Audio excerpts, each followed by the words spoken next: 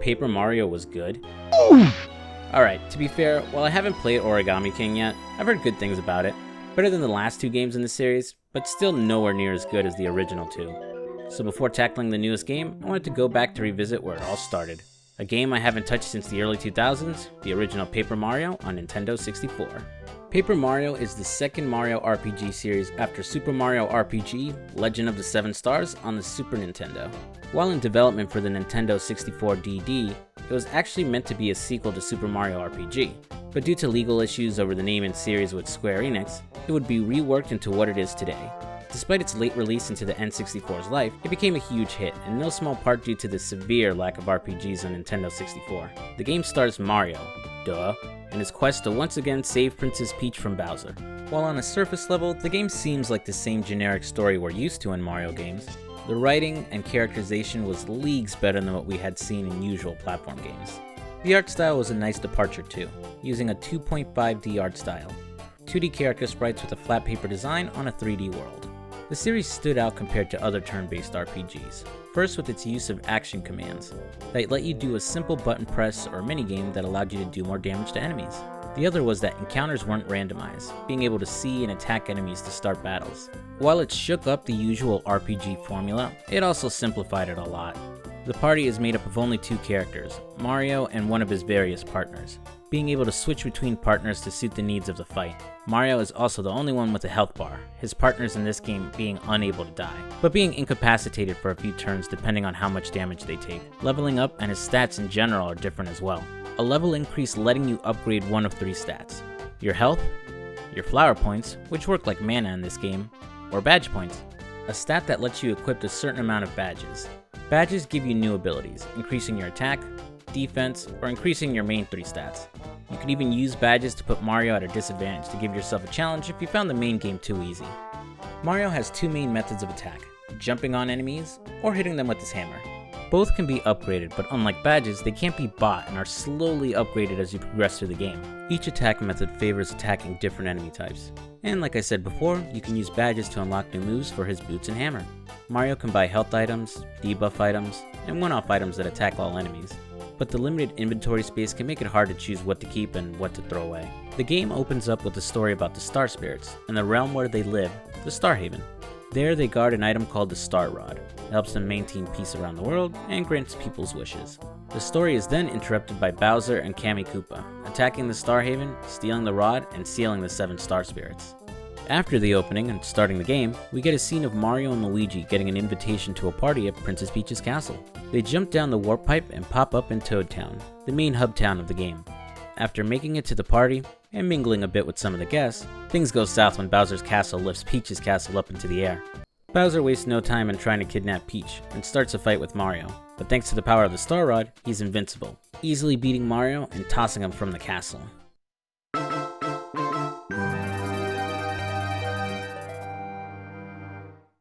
After falling hundreds of feet through the air, Mario is somehow still alive, though barely. The Star Spirits from the opening scene appear and use their power to heal Mario. Still knocked out though, he's found by a little Goomba girl and taken to her village. While still asleep, he gets a visit from one of the Star Spirits who tells him to head for the Star Summit. Waking up and going outside, he's introduced to the Goomba family that saved him. The family is an example of something I love about this series. Having unique NPCs based off of Mario's standard enemies, with their own names, personalities, and unique appearances. Something later games would phase out for reasons no one seems to properly understand. Maybe Nintendo just hates OCs based on Mario characters. Who knows? After a quick chat with the Goomba family, Kammy Koopa flies in to check in if Mario might have survived. Seeing him alive, she drops a huge block in front of the path out of town. You'll have to find the older Goomba, Goompa, in order to borrow his hammer and get out. His poor carpentry skills caused him to fall off the side of the cliff, which you find out by falling off too. After you find him and help him retrieve his hammer, and find his granddaughter's doll, you can make your way back up to town. On the way, you're stopped by this brat named Junior Troopa, who will be a recurring boss throughout the game. After a quick fight, head back up to the village, and Goombario will join you as your first partner. Goombario is a huge fan of Mario, his father having named his son after the plumber, if that wasn't obvious. His primary ability is Tattle, scanning enemies to tell you about them, how to attack them, and how much health they have. Tattle also functions on the field, telling you about the area, hints to any secrets, or just funny dialogue. In battle, he can attack with Head Bonk, working in the same way as Mario's basic jump attack. The two of them head towards Toad Town, fighting a blue and red Goomba, and then their boss King Goomba right after. These aren't tough fights, but they feel a little slow since you still haven't unlocked your action commands, so you can do more damage in battle. After toppling his fortress, head through Toad Town and towards the Star Summit. On your way, you can stop by this house where the fortune teller Merlovely and her brother Merlo live. You can pay her to find star pieces, badges, or super blocks. Her brother will trade badges in exchange for the star pieces you collect. Head up to the Star Summit and speak to the Star Spirits, who explain how Bowser invaded, stole the Star Rod, and sealed them up. They ask Mario to find all of them so they can power him up to take down Bowser once and for all. After the prologue ends, we get a quick scene of Peach and a star kid named Twink in her castle. She sends Twink down to the summit to meet Mario and give him the Lucky Star, unlocking action commands for your moves. Action commands vary based on how you attack or which partner you use. Jumping is simply hitting A again at the right time to get an extra hit. The hammer is holding the joystick and letting go at the right time to do more damage. The one that can be tough as it depends on enemy attacks is blocking. Pressing it just the right moment will reduce damage from an enemy attack. Head over to Merlon, who will tell you to head to the Koopa Bros fortress. Before you can get there though, you'll be blocked by these suspicious looking toads. Head back to Merlon, talk to him again, and he'll expose them as the Koopa Bros. Finally, go past the path they were blocking, and you'll officially start Chapter 1.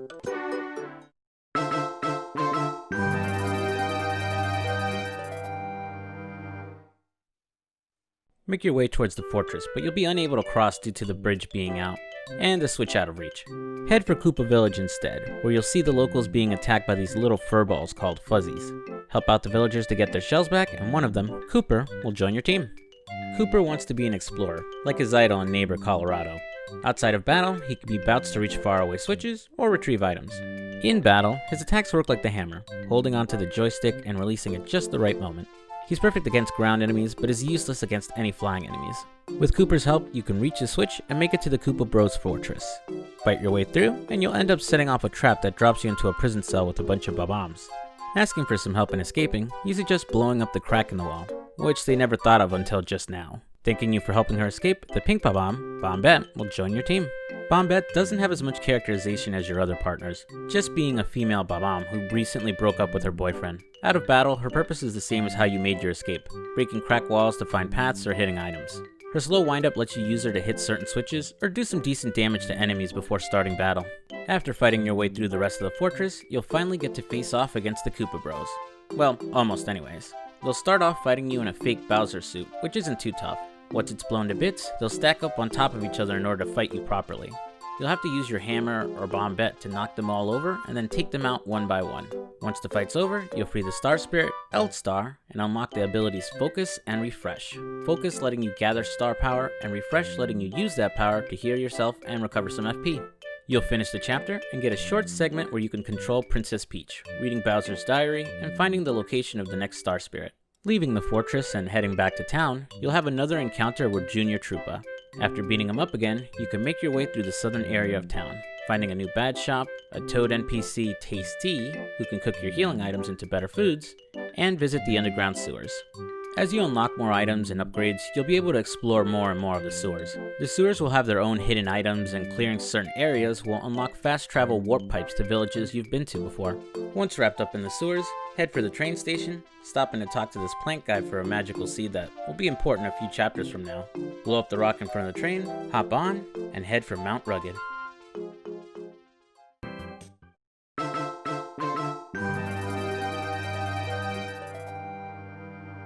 You'll arrive at the base of Mount Rugged, having to ascend past in order to get to the desert. On the way, you'll meet Para-Carry, a mailman who lost a few of his letters on the mountain, and all over the world apparently.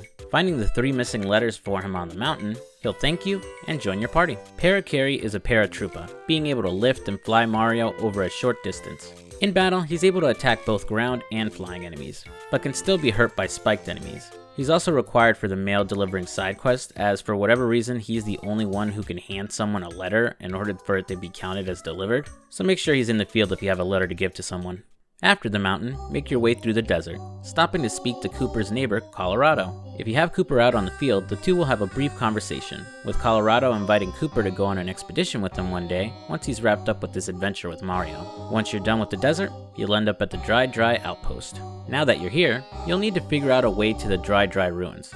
After some talking with the locals, you can speak to this suspicious mouse guy at the end of town. In order to get more information though, you'll have to give him something nice. It's very vague, and unless you're using a guide, the only way to find out what nice is to visit Merlon back in Toad Town. Well, it turns out what he needs is a lemon, which can be found in an oasis south of the outpost. At the oasis, you'll also find your first super block.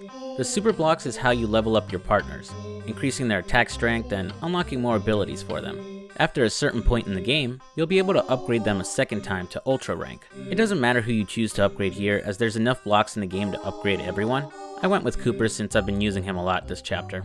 Return to the outpost and give the mouse guy the lemon, and in exchange, he'll give you info on how to get to the ruins. You need to seek someone named Moustafa. In order to do that, head to the item shop, buy a dried shroom and a dusty hammer in that order.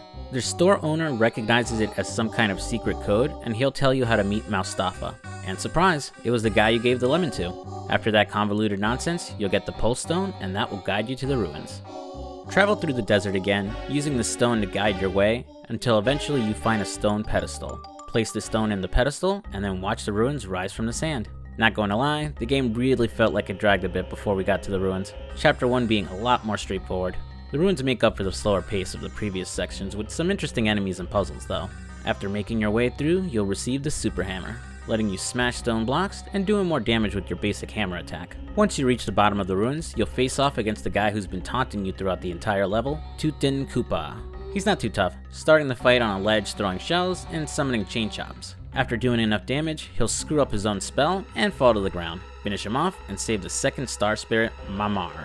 She'll give you the star power lullaby, then let you put enemies to sleep. With that, the chapter ends, and we move on to another segment with Princess Peach. After 2 defeats in a row, Bowser decides to use his invincible minion, Tubba Lubba, in order to stop Mario. Overhearing this, Peach sneaks through the castle in order to try and find out if there's any way to stop him. Overhearing some of Bowser's goons, they say he's hiding something that might actually be his weakness. Super vague, but it's something I guess. She gets caught and tossed back in a room, and you switch back to Mario. Making our way back to Toad Town, we see a Toad Guard scared shitless of a ghost. They follow it into the woods and meet a Boo butler named Bootler, who invites you to the Boo's mansion. Starting Chapter 3.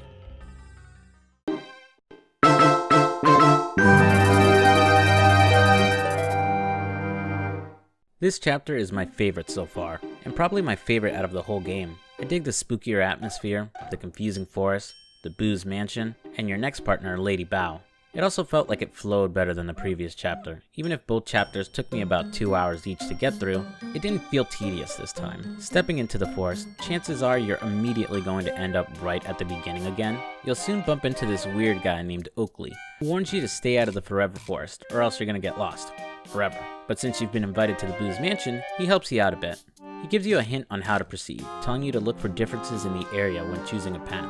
It can be a bit tricky as each section is different for different reasons, but once you figure it out, you'll be in front of the mansion. Inside the mansion, you'll have to make your way to the top floor to meet Lady Bow. You catch a break here as you won't have to actually fight any enemies on your way up to her. It's just a couple puzzles and mini games to make your way up. On the second floor, enter the last door and check the middle drawer to free a bunch of Boos protecting a record. Follow the one holding the record, win it, and go to the first door to play the record to distract the guard in there. Now that he's not blocking the chest, grab the weight that's inside of it and head to the first floor. Pull down the chandelier and use the weight to keep it in place, and find the secret door. Go down the stairs and open this chest in order to upgrade your boots to the super boots. Now your jumps will do more damage in battle and let you break through boxes and certain floors.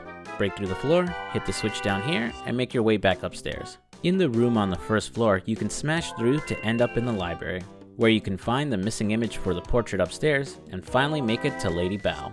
Lady Bow is the owner of the mansion, a rich aristocrat who cares about her fellow Boos, and wants to do something herself rather than have Mario do all the work. Outside of battle, she can hide you from enemies. In battle, she more or less does the same, making Mario immune to attacks for a turn, as well as slapping enemies. Like I said, she's probably my favorite partner, more so personality-wise than useful-wise, mostly because I like the whole rich girl, Ojo anime type. Joining Mario, she's determined to stop Tubba Lubba from eating any more Boos. Go through Gusty Gulch to see Tubba Lubba attacking them, and then follow him up to his castle. As you make it through the castle, you'll eventually bump into him again. Just like how he's been hyped, if you get into a fight with him, you won't be able to damage him at all. Best to hide using Bow as necessary, and follow him into his room. Once he's knocked out, open the chest nearby to find the key to the windmill. Unfortunately, it'll shout and wake up Tubba Lubba, so you'll have to run away from him and get to the entrance of the castle. There, you'll meet the rest of the boos from Gusty Gulch, and they'll hold the line for you so you can get away. Once you unlock the windmill, it's finally revealed what makes Tubba Lubba invincible. Bowser separated his heart from his body, beat up his heart, causing it to flee and rejoin with Tubba. This makes him vulnerable again. Trash Tubba in one last fight, and free the Star Spirit, Scholar. He'll unlock the Star Storm ability that attacks all enemies on screen, and you'll end the chapter. Swapping back over to Peach, Bowser tries to get Peach to give up answers on how to stop Mario. Depending on your answers, you can make things easier or harder for Mario, or skip the fights and just give him some items. I went with the free items to save some time in the next chapter. Switching back to Mario, you'll fight Junior Troopa again, and you'll make it back to Toad Town to see the town is in a frenzy, with Shy Guys causing trouble everywhere. Run around town and scare them away, a few of them robbing NPCs before taking off, and follow them into their toy box, starting the next chapter.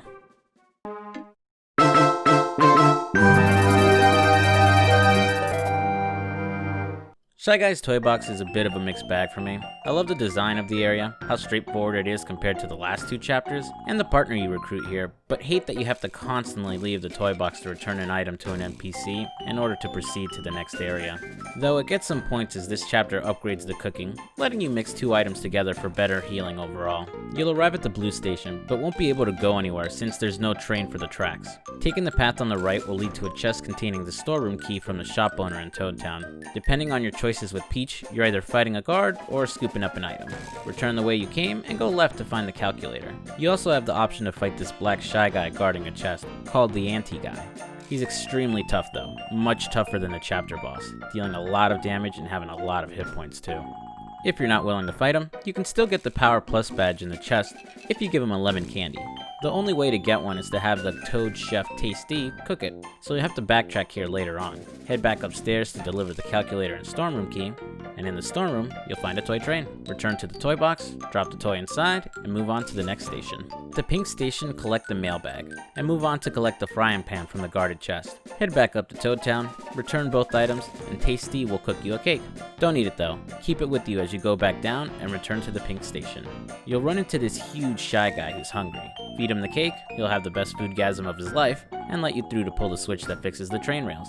Return to the train, and move on to the green station. Before you can advance the train, you'll have to figure out the right order to hit the blocks, otherwise you'll spawn enemies. By sheer dumb luck, I got it right on the first try, but I'd suggest moving on till you find a Shy Guy holding a mysterious note.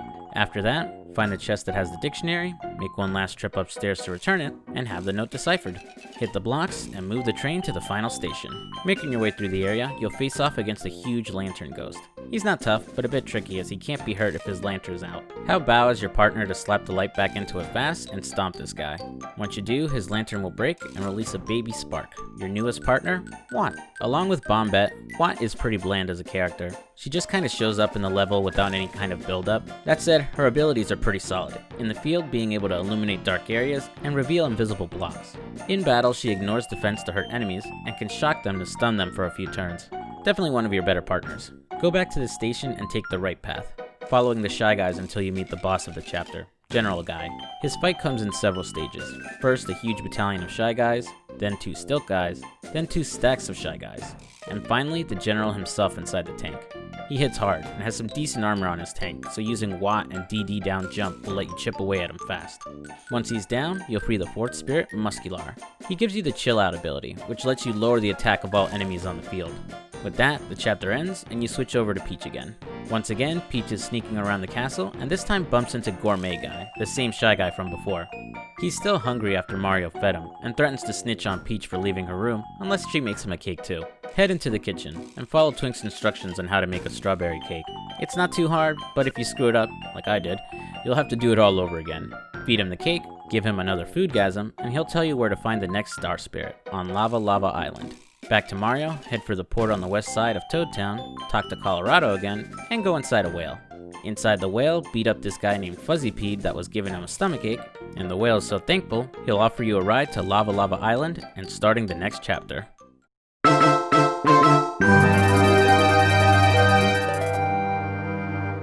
Chapter 5 is another level I like a lot. The tropical setting, the music, and of course, all the Yoshis. Once you arrive with Colorado, he'll take off and you'll make your way to the Yoshi village. After talking to the locals, make your way through and bump into Colorado, and reach a dead end as there's no way to cross the lava to make it to the volcano. Heading back to the village, the Yoshis are losing their shit as all their kids have gone missing. Chief asks for your help, and you head into the jungle. Walk around for a bit and you'll find Sushi, the Yoshi's nanny, stuck in a tree. Hit it with your hammer to free her, and she'll join you in the search for him. Sushi is a cheap, and one of the better partners. Her water attacks are essential for the enemies in this area, and the boss of Mount Lava Lava. On the field, she helps you cross water, and she can dive underneath too to find coins or items. Unlike Watt, who came out of nowhere, Sushi was at the village from the beginning, and has some urgency in helping you, feeling responsible for the Yoshi kids tricking her. Make your way through the area, slowly rescuing all the kids. You'll reach a stone raven towards the end of the jungle, and after returning to the village, the chief thanks you for your help by giving you a jade raven. Return to the stone statue, place the jade raven inside, and reveal a hidden path deeper into the jungle. Travel through it and climb up a huge tree to meet Raphael the Raven. He'll give you the Ultra Stone that will let you upgrade your partners a second time, and summon the ravens from Yoshi's village. And together, they build a pulley system to get you to Mount Lava Lava. The volcano itself isn't too bad, especially if you have Sushi with you and she's upgraded. Making your way through, you'll upgrade your hammer to the Ultra Hammer, and get into some shenanigans with Colorado. Reach the end and you'll face the boss of the chapter, Lava Piranha. He comes in two phases, fighting with two lava buds during both phases.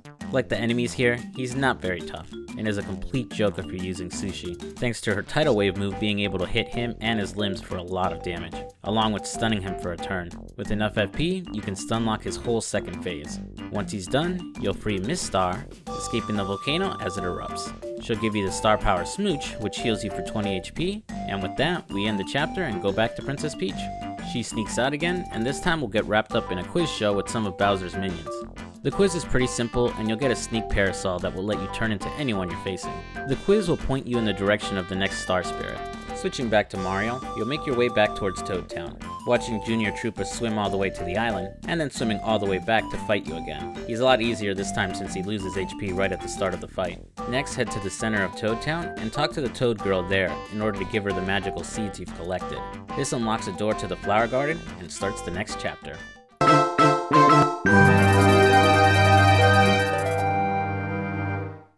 Ugh, I really hate Chapter 6. Like my gripes with Chapter 2, it just feels so drawn out. Made worse since most areas look exactly the same, and you're constantly going back and forth, finding an item to progress past the gate to the next area. When you arrive in the Flower Garden, the Great Deku Tree will tell you that this chapter's boss, Huff and Puff, built a machine that's blocking out the sun, so you're gonna have to figure out a way to get up to the clouds and beat him. First, head east and save the flower Petunia from a bunch of Monty moles, and she'll thank you by giving you the magical bean. Once that's done, you'll be heading southwest, giving the guard a red berry and then speaking to Posey underneath a crystal tree. She'll give you the next ingredient you need, fertile soil. Head southeast now and talk to a flower named Lily. She needs your help as her water stone was stolen by Lakitus. Head west to find the Lakitus who have already lost the stone, beat them, and make it through the maze. On the other side is a flower named Rosie, who has the stone but refuses to give it back, unless you give her something as pretty as she is. Ugh. Fine. Head all the way back to Posey, get a crystal flower from her tree, go back to Rosie, and get the flower stone. Return to Lily, give her the stone, and she'll give you the final ingredient, miracle water. Grab a bubble berry before leaving, and head northwest this time. Despite having all the ingredients, you'll still need some sunshine to make the plant grow. Give the bubble berry to the plant here to float across the spikes, and make it to the end and ascend the tower to talk to the sun. They won't be able to help you out till you take out Huff and Puff's machine, but he tells you where to find it and where to plant the magical seed. On the way back into the main area, you'll fight and recruit your last partner, Lackey Lester. Lackey Lester is a somewhat nerdy Lakitu, trying to act tough for his girlfriend, even making up a new name for himself that nobody seems to use, except Huff and Puff, weirdly enough. He starts off working for Huff and Puff, but ends up switching sides after you beat him. His field ability lets you ride in his cloud, moving faster and moving over spikes and lava safely. In battle, he can attack all enemies by throwing spinies, and can buff Mario's evasion for several turns. He doesn't have a lot of attack power, but is a solid support partner. Finally reaching the final stretch of this whole mess, take the northeast pass and solve the raised platform puzzle to continue. Make your way to the end and find the machine polluting the area. Beat up the guards, smash the machine to bits, and let the sunshine in. Finally, you can return to the main area and talk to the Great Deku Tree one last time to plant the seed and finally ascend to the heavens to fight Huff and Puff. Despite how long this entire part took, instead of rushing in to fight the boss, now's a good time to return to the sewers and use Lackluster to help you unlock the Ultra Boots, buffing your jump attack. Back in the Flower Garden, head up the Beanstalk and face off against Huff and Puff. He can be a bit tough as he'll constantly spawn mini versions of himself every time he takes damage, attacking you with them or absorbing them to heal up. Charge up your jump attack a few times to damage him, and use Lackluster to take out his spawns. Once he's taken out, you'll free the 6th Star Spirit, Clever, and unlock his star power, Timeout, which will freeze all enemies in battle. Finally, this chapter is over, and we switch over to Princess Peach again. Peach will sneak out of her room again, and use the Sneak Parasol to turn into one of the Koopa guards. She'll make it past the guards, up the castle tower, and find out Kami Koopa has a plan in place in case Mario manages to save all the Star Spirits. Peach's nice smell gives her away, and she's carried off back to her room again. Going back to Mario, he makes his way back to Toad Town, and visits Merlon's house, where a Ninja is waiting for him, asking for help at Starborn Valley. In order to get there, you'll have to make it back down into the sewers and go past the blue door that was locked before. Take the warp pipe into the icy area, and you can start Chapter 7.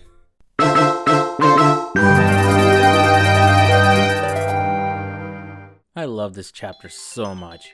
After the grueling and tedious flower fields, Shiver City and Starborn Valley is just a much better experience overall. Also, I just love snow and Christmas themed area in games. Shiver City is a snowy town populated by penguins.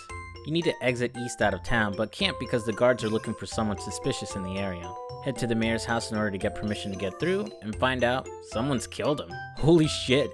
His wife runs in immediately after, and accuses Mario of being the murderer. Well fuck, the town guard shows up and confirms he's dead, pointing the finger at Mario. Obviously he didn't do it, but things aren't looking good right now. Inspecting his body, you find a note that says Herringway. Apparently he's the mayor's bestie and famous novel writer, so we gotta go find that guy to clear Mario's name. Head into town, and the residents are wary of Mario. Apparently word spread fast and everyone thinks he's a murderer too. Shit. Head to the eastern part of town, smash through the ice to grab a key that unlocks the warehouse just behind it. Bounce to the top of the warehouse roof, and jump over to Herringway's roof. Go down the chimney, and you'll find him hiding out, writing his newest novel. You let him know that the mayor's dead and that he's the prime suspect. Or we think he's the suspect anyways. The both of you head back to the mayor's house. Herringway and the guard have some back and forth, and surprise, the mayor wasn't dead after all. He just dropped something on his head. Now that the wacky murder mystery has been solved, you're allowed to leave the village. Needless to say, I just love that whole mess. It was hilarious and so weird to see the word murder get thrown around so much in a Mario game of all things. Make your way towards Starborn Valley, fight Junior Troopa again, leave him on ice, and then fight a bunch of Star Kids in a trench coat. In Starborn Valley, you'll speak to Merle, Marlon's son and the caretaker of the Star Kids. He explains no Star Kids can ascend to the Star Haven because of all of the nonsense that Bowser did at the beginning. He tells you to find a way to the Crystal Palace to free the last Star Spirit, and will give you a scarf to help out. Head back to Mayor Penguin to get a bucket, and then place them on the snowman in the middle of the area to reveal a new hidden path. Go through the area, and you'll find the Starstone guarded by the spirit of Madame Merlar, Merlon's ancestor apparently. She bores you to sleep with her story and gives you the stone so you can enter the Crystal Palace. This place isn't too bad, and I like its mirror gimmick, but it can be confusing at times, and doesn't always explain where you need to go next.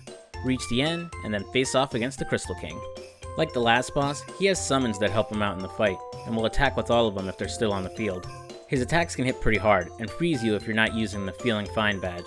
Finally, he can make copies of himself to dodge your attacks, and will heal himself a few times in battle. Like the last battle, use Lackluster to deal with the summons and the fake kings, and buff your jump attack and stomp him to death. You'll free the final Star Spirit, Kalmar, who will give you the last star power-up, Up and Away, and end the chapter. Swapping to Peach one last time, Bowser and Kami put their final plan into action, preparing for when Mario storms the castle. They tie up Peach and swat Twink away as we return back to Mario. After getting back to Toad Town, he makes his way to the Star Summit. There, the Star Spirits gather their powers to open up the Star Way, and a path to the Star Haven. Up here, climb up to the temple, and the spirits will give you the Star Beam, letting you cancel out the power of Bowser's Star Rod. Creating a little ship for you, you fly up to Bowser/Peach's castle, and start the final chapter.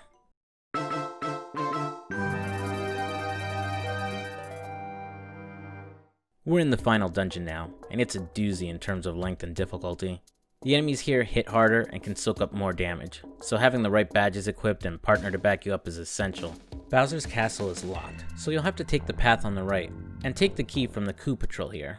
Unlock the door and make it through the castle, being stopped by a large guard door. He activates a trapdoor and traps you in a prison cell in the basement. You'll have to blow a hole in the wall to escape, go through a lava basement, a pitch black cave, and finally make it back to the guard door. Impressed you made it back, it'll open up and let you through. In this area, you can free the toads that are locked up, heal up, and buy some items from this Goomba that doesn't recognize you. Next is a long part that requires you to pull levers to change the water level in order to find a key to pass the door. The part after it sucks, as you have to go up a large set of stairs, constantly trying to dodge bullet bills or get sucked into battles. Once that's done, you're going through hallways that need you to push the Bowser blocks out of the way to find the right path. This is another annoying area, as it's easy to get lost looking for the castle key, and the dry bones can be seriously frustrating to dodge or fight. Use Cooper's Fire Shell or Bombette to deal with them. When you unlock the door, you'll have to deal with his second guard door. Though he's not too bad, as you only have to get 5 correct answers in his quiz, or else you fight some anti-guys, which at this point you can handle with all the badges and partners that you have. After getting past that, you can free some toads from the prison cell and heal yourself up. Climbing through more of the castle, you'll eventually bump into Princess Peach, who escapes somehow. To no one's surprise, turns out she's a fake. Beat up the ghost that was pretending to be her, and then make it to the final guard door. He won't open up until you beat the Koopa Bros again. Before they can fight you though, Junior Troopa shows up one last time, takes them out, and fights you instead. He cycles through his various forms, but isn't much tougher than the last time, so it should be pretty easy to take him out. Finally, you'll be out of Bowser's castle and make it to Peach's castle. Walk through the empty area, and be confronted by Bowser. It's rematch time, though it comes in 2 parts this time, but he can hit hard and can poison you too, so using the Fire Shield and Feeling Fine badges are essential. When he activates the Star Rod, you'll have to counter using Star Beam. Once the fight's over, follow him up to the top of the tower for the final battle. Cammy has built a machine to buff Bowser's power, making him grow in size and making the Star Beam useless in countering the Star Rod. After a quick scene where Peach and Twink fight Cammy, Twink joins the Star Spirits in powering up Mario, turning the Star Beam into the Peach Beam, letting you cancel out the Star Rod again. Even with the extra power, the fight isn't a cakewalk, as Bowser has a huge amount of HP, hits hard, can still poison you, or can take away your commands for several turns. On top of that, he'll heal himself for 30 HP a few times during the fight. You can supercharge your jump for more damage, but he can use Flash to debuff you if you charged up too much. You can take the fight a little bit slower, using D down hammer and Watt to punch through his defense. However you decide to do it, take Bowser down and save the day. Bowser defeated once and for all, the Star Spirits and Twink return to the Star Haven, finally being able to grant people's wishes again. After that, it skips to Mario explaining the whole story to Luigi, and once he's done, Parakarry shows up with an invitation to Princess Peach's castle. Once you're at the castle, Peach will thank you for all you've done, and Luigi will lead a parade in your honor. With the credits rolling, Peach and Mario sneak away to watch the fireworks, and that's the end of the game. The original Paper Mario was an incredible game, and a solid start to the series. The writing, the characters, and its unique spin on RPG mechanics is what drew in fans, and makes us wish we could go back to those style of games again. That said, the first game isn't perfect. The game is much easier than your average RPG, has quite a bit of padding in certain chapters that really draws them out, a very limited inventory, and the side quests can feel a little lackluster. But it served as a good foundation for the series, one that the sequel would expand on and make even better, becoming what most consider the best in the series. It sucks that Nintendo and Intelligent Systems don't want to go back to the old RPG style. While their reasoning for it seems very bizarre and honestly doesn't make much sense, the only thing I could gather was that maybe they didn't want 2 Mario RPG series running at once. But now that the Mario and Luigi games are possibly dead, RIP Alpha Dream, and Origami King has gotten mostly positive feedback, maybe the series will finally return to its roots. Thanks for watching, guys. I hope you enjoyed the video. I screwed up the settings on the emulator I used to play the game, and screwed up recording it, so I had to try something a little different when it came to presenting the gameplay. Let me know how it turned out, and if you prefer something like this bounding box, as opposed to the black bars on the side. Don't forget to comment, like, and subscribe. I'm Fuzzy Slippers, and I'll see you later.